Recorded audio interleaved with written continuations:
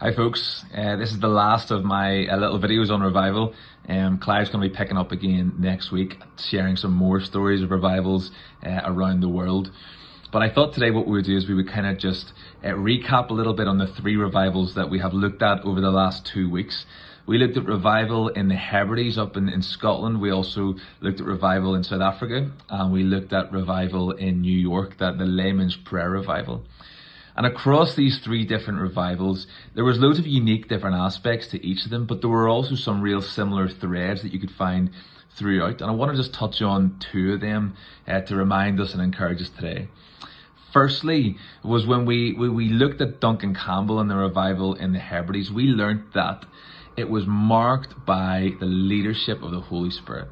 Not by charismatic leaders or by well-oiled church services. It was the leadership of the Spirit that was at the forefront of this revival. Do you remember that moment where Duncan Campbell found himself in the medical tent in World War I?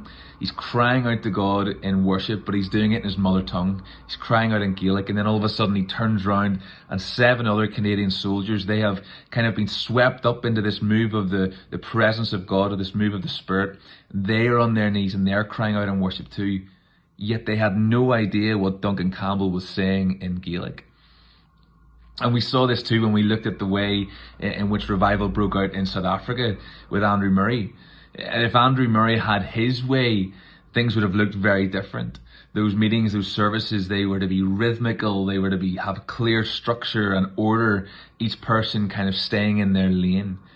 Yet the moment when the Spirit fell in those meetings, the order of things was just kind of thrown out the window. The leadership shifted from Andrew Murray to the Holy Spirit. And the traditional way of doing things in those meetings was kind of just sort of thrown out the window. And then secondly, it might seem kind of obvious to you, but prayer was at the heart of every single one of these revivals that we looked at. Not only did it seem that revival kind of broke through off the back of prayer, but then it also seemed to be that when revival did break out, it physically looked like more prayer. Remember up in the Hebrides, it began with those 2 old ladies, those 2 housebound sisters praying faithfully and passionately for young people to come to faith, to see their churches filled with young people and that revival would come in their land. Then in South Africa, it was in those prayer meetings that the Spirit fell and everybody began responding audibly in personal prayer to God, crying out, confessing sin, repenting. But it was Andrew Murray Sr. who was faithfully praying for 38 years. For 38 years, he quietly led the charge, praying every evening for revival, praying every Friday evening for revival. Even when he didn't see a single bit of fruit, he continued to pray. He was faithful, and he carried this heart of prayer so deep that he wouldn't let go for 38 years. And then in New York City, it was Jeremiah Lamphere who had the vision to hand out 60,000 flyers inviting people to come to prayer. And what began with 6 people ended up with a city being transformed and impacted by the sheer scale and the number of people leaving their work, leaving their homes at lunchtime to go and pray. See, we look at these revivals and it was prayer that seems to have almost brought them in and kind of prepared the ground.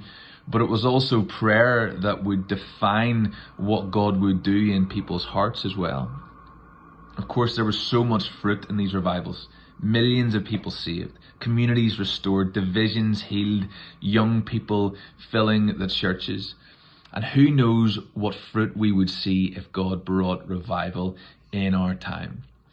But I think today at least we can have learnt that when God brings revival, the Holy Spirit is the leader. He is the one at the forefront.